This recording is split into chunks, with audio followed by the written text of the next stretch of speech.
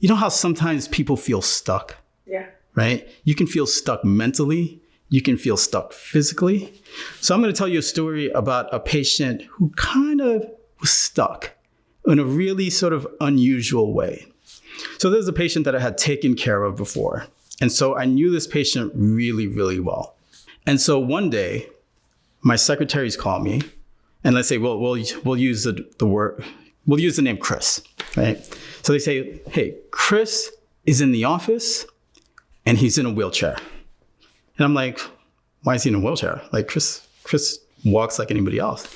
They're like, I don't know. He's saying he's paralyzed. He cannot walk.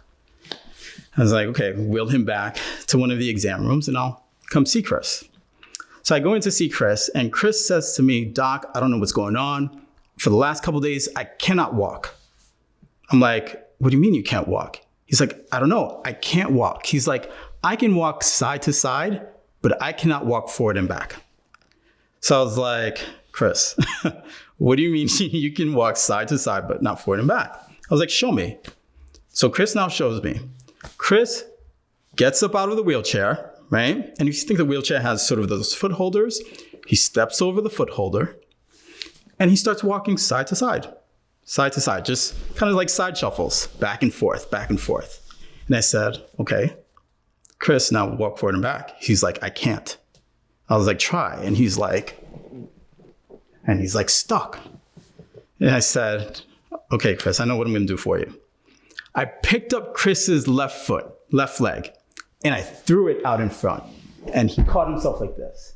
And I was like, Chris, did you just see what I did for you? He's like, yeah. Take the right leg, throw it out in front.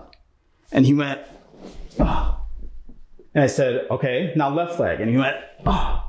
He went, oh. He's like, oh my God, I can walk. And he walked out of the office. My secretaries came back and they were like, Dr. Dion, what did you do? Like, he came in paralyzed. He left walking fine, no wheelchair. And sometimes our brain's way of trying to protect us, we can be stuck.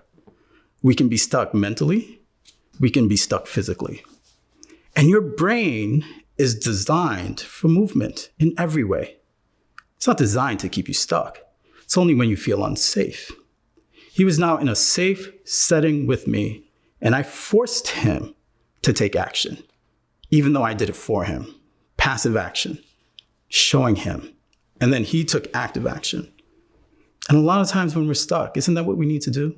We need to challenge our brains to now take action.